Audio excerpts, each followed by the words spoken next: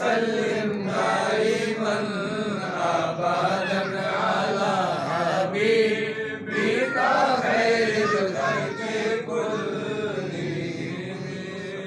फ़क़द क़ाला हक़ सुब्हानहु व तआला फ़ी मुहकमे किताबिहिल हकीम बिस्मिल्लाहिर रहमानिर रहीम अलिफ लाम मीम सदक़ल्लाहु। कदीम बलोचों में, बलोच कौम में ये रिवाज था कि जब भी किसी की शादी होती थी तो लड़के वाले बहुत ज़्यादा जहेज दिया करते, माल मवेशी, मालो असबाब और भी बहुत कुछ। तो बलोचों की बस्ती में एक यतीम बच्ची और उसकी बेवा माँ रहा करती। वो माँ इस बात पर दिन रात परेशान रहती थी कि मैं गरीब हूँ और जहेज का सामान ना होने की वजह से मैं अपनी बच्ची को कैसे दूँ। एक दिन क्या होता है कि उस माँ बेटी के घर में दरवाजे पर दस्तक होती है। बेटी जाती है, देखती है कि बाहर एक बहुत ही अल्लाह का कोई नेक नूरानी शक्ल वाला बुजुर्ग आया है। बाकी अंदर औरतें नहीं आ सकती। बहुत ही नेक और नूरानी शक्ल वाला कोई शख्सियत आई है और उसने कहा है कि बेटी कुछ अगर है अल्लाह के नाम पर तो मुझे दो। वो बेटी अंदर आई और माँ से कहने लगी कि माँ इस तरह बाहर फकीर आया है, क्या किया जाए। घर में खाना सिर्फ इतना है कि मैं या आप ही इसे खा सकते, इससे ज्यादा नहीं है। बहरहाल कुछ हिस्सा उन्होंने निकाला और माँ ने उस फकीर को खाना दिया। वो दुआएं देता चला गया और अगले दिन फिर आया और आकर कहने लगा उस बीबी को कि तुम मेरे साथ चलो, मैं तुम्हारी परेशानी समझता हूँ, तो आओ तुम्हें एक चीज दिखाऊं। वो जैसे ही बस्ती से बाहर निकले तो देखा कि एक बहुत बड़ा मेला लगा हुआ है जिसमें बहुत कुछ अशिया जरूरत की, इस्तेमाल की ढेरों ढेर पड़ी हैं और वहां पर सिर्फ एक दुकानदार है। वो शख्स, वो बाबा जी कहने लगे कि जाओ और जाकर वहां से तुम्हें जो भी चाहिए तुम्हें बताना कि मुझे बाबा जी ने भेजा है, तुम्हें जो भी चाहिए अपनी बेटी की शादी के लिए तुम वहां से ले लो। लेकिन एक बात याद रखना कि लालच नहीं करना, जितना बेटी की शादी के लिए चाहिए उतना ही लेना।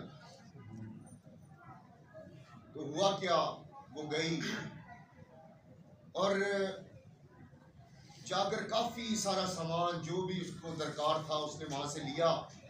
दुकानदार ने पैसे पूछे, उसने कहा बाबा जी ने भेजा है। उसने कहा जाओ।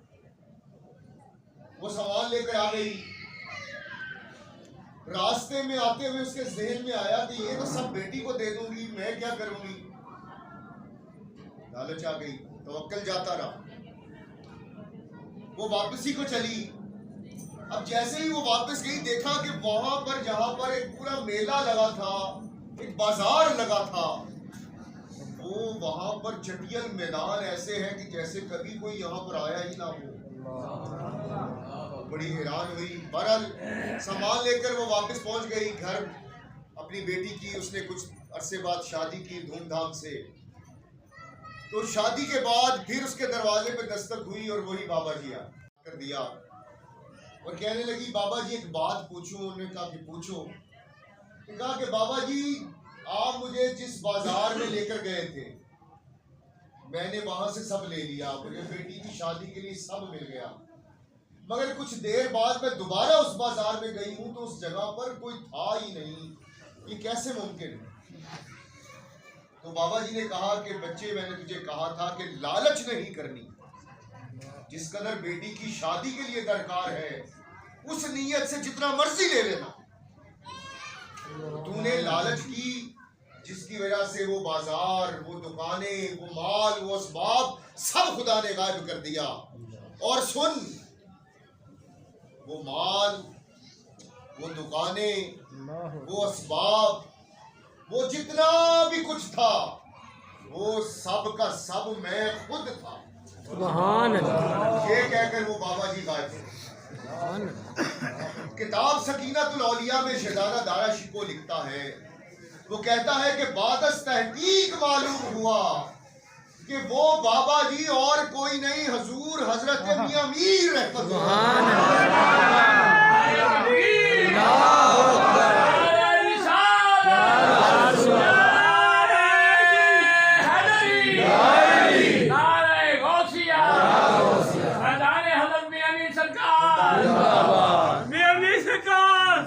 ये वाकया कुछ बातें हमारे तवज्जो की तरफ लाता है, तवज्जो दिलाता है कि पहली बात तो ये कि जब भी अल्लाह की मखलूक को कोई मुश्किल दरपेश होती है तो अल्लाह तबारक व तआला अगर उसकी मुश्किल दूर करना चाहे तो उनकी मुलाकात किसी ना किसी अपने नेक और बरगुज़ीदा बंदे के साथ करवा दिया करते हैं।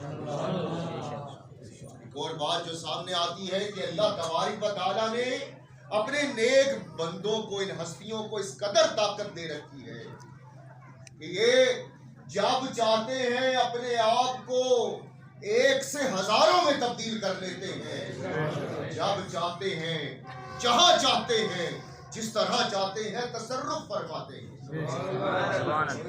जो बात हमारे सामने आती है वो ये कि अल्लाह तबारक व तआला ये तमाम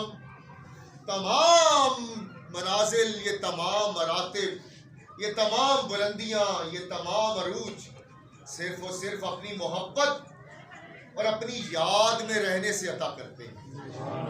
दुआ है कि अल्लाह तबारक व तआला इन नेक हस्तियों के राह पर हम सबको चलने की तौफीक अता फरमाए।